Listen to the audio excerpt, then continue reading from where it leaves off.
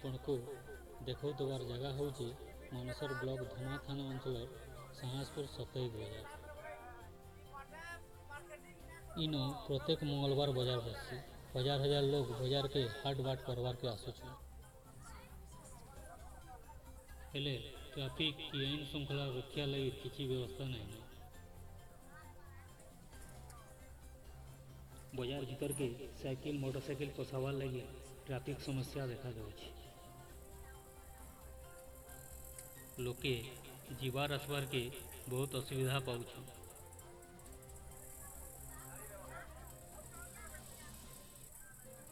इतार प्रति ध्यान देकरी पुलिस प्रशासन ट्रैफिक व्यवस्था और आईन श्रृंखला लगी पुलिस नियोजित करवार लगी लोके दाबी करिछन।